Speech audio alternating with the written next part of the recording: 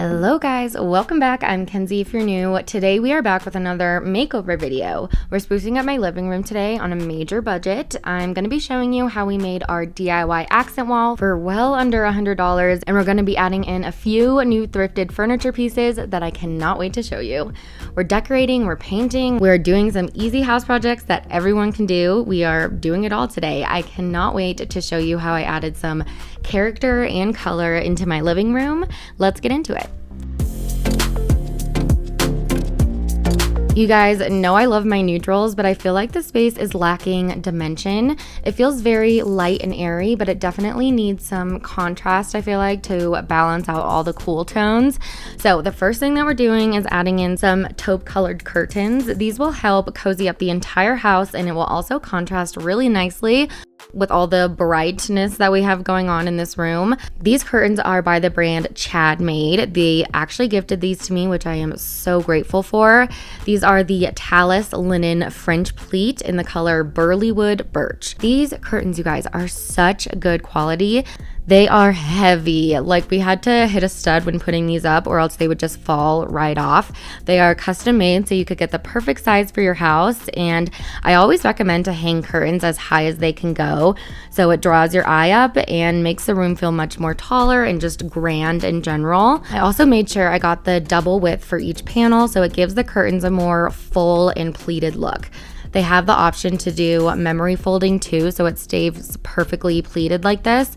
That's what I did, and it looks so high end. Oh my gosh, I just love how these warm up the space. We put these on all of our windows on our main floor, and it just made the biggest difference. I'll link these curtains as well as the rods that I used down below. The rods and the rings are just from Amazon, but they are a beautiful brass antique color, and they have held up so well, especially for the price. I regret not putting curtains up a long time ago. They are just beautiful and truly just finish off this whole space.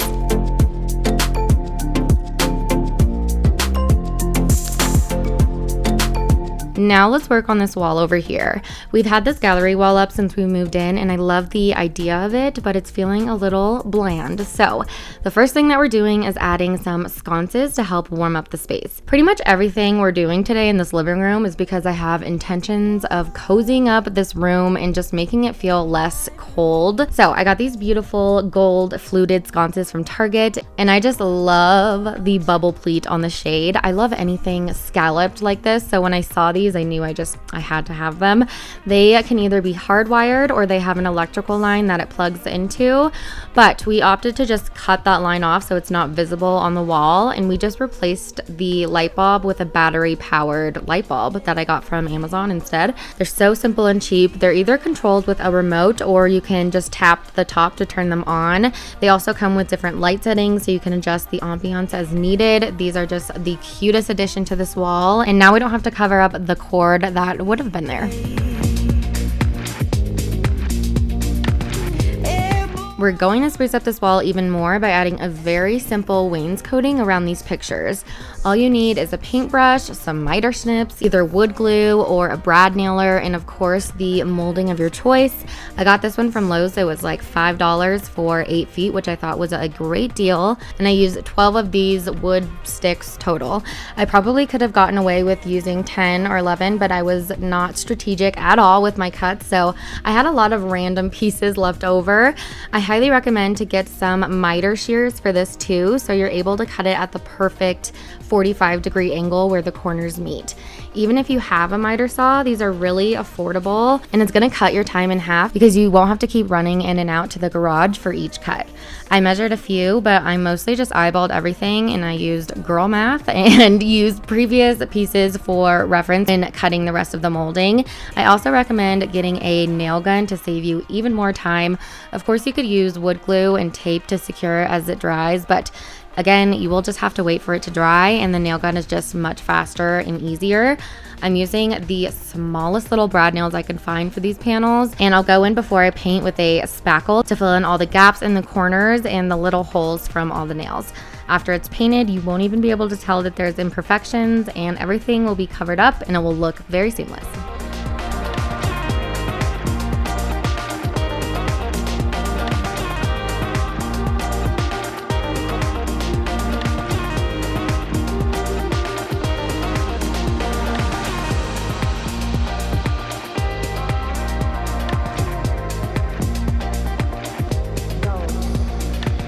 A level is going to be your friend for this project, so make sure you have one on hand. This will just help line everything up so it doesn't look all wonky, and it will look a lot more professional and just cleaner this way.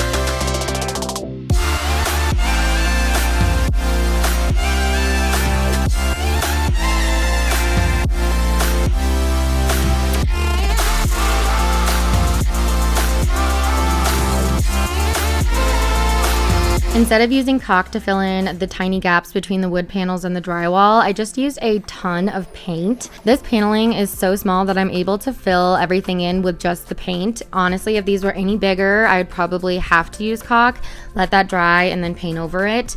I did fill in any corner gaps with some spackle, and then I quickly just wiped it off to make sure nothing was caked up on there before the paint.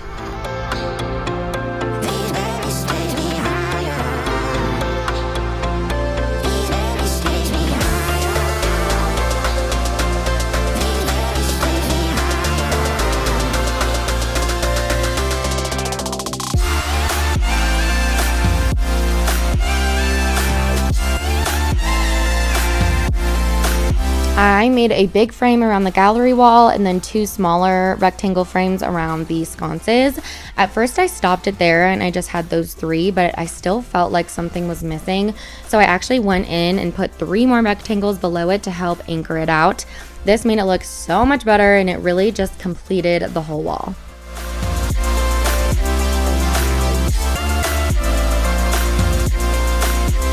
This was such an easy project. I want to do this over my entire house now. It added so much character and just interest to this wall, and I really feel like it did so much in transforming this living room, and it only took us like an hour. If you haven't tried this yet, you need to. I promise you it is so easy and it just looks so good.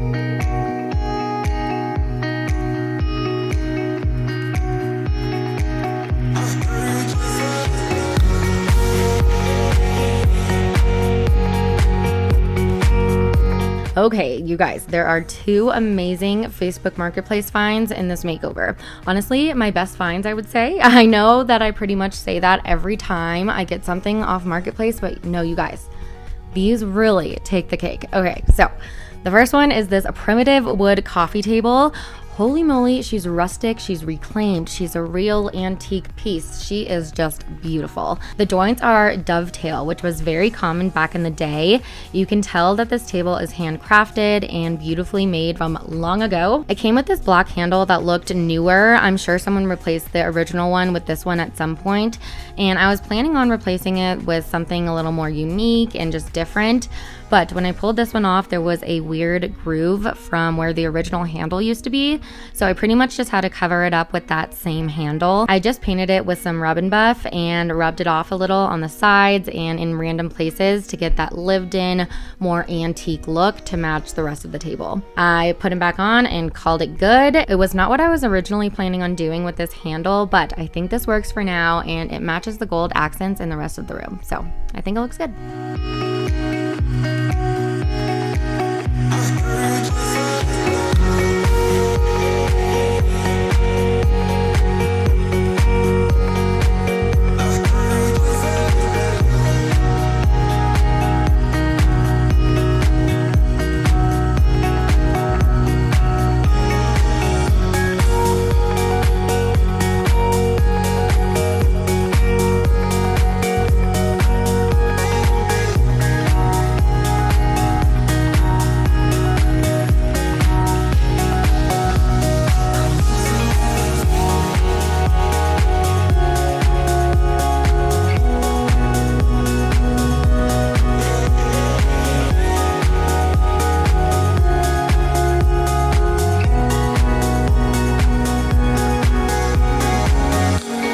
Now let's decorate these floating shelves. For the bottom shelf, I'm pairing these two similar vases together. I put two Gypsophila stems in this guy and I spread them out evenly.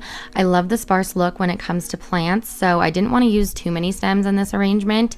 On the other side, I'm adding a wooden pedestal with this mini lamp. I really should cut this cord and add an electric light bulb to this guy too, because he is just not looking too sharp right now.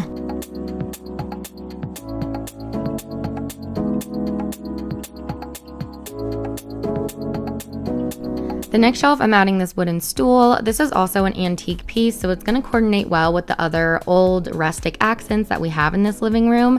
I'm setting some books right next to it and adding this little potted olive arrangement that I got from Target a few years ago. This plant is diagonal from the plant on the lower shelf, so the greenery feels more even throughout. Adding some jugs to this side, and that is it for this shelf.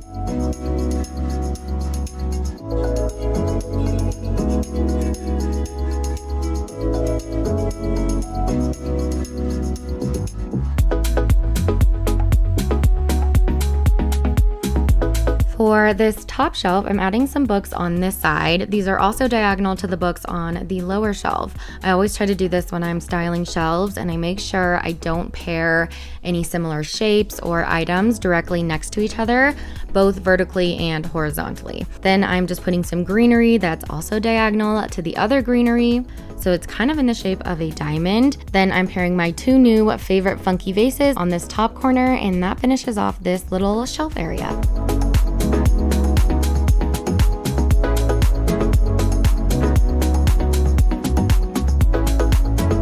For the mantle, I'm adding this reclaimed dough bowl, and I'm just sticking some leaves I pulled off of that new wreath I got the other day. He needed a haircut and this bowl needed some hair, so it all worked out.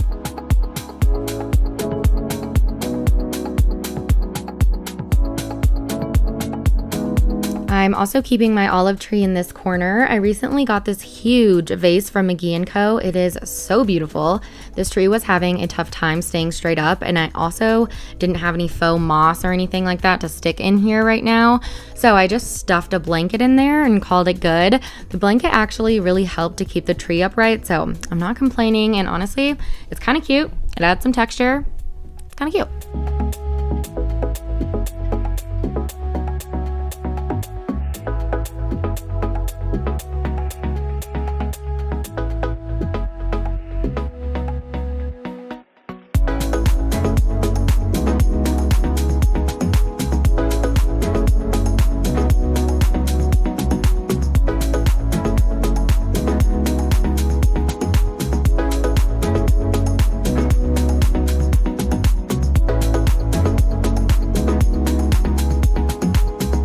Okay, and now I'm gonna replace this rusty side table that we've had for years with our brand new Marketplace find number 2.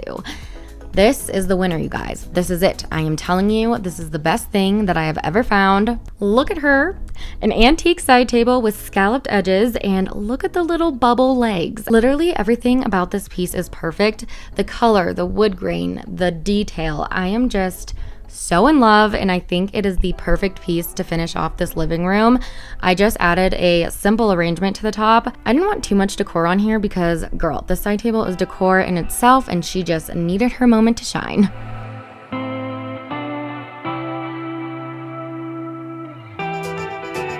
Okay, let me remind you how this living room was looking before, and after warming it up, adding some character, and using warm, natural elements to add pops of color, we have a whole new living room.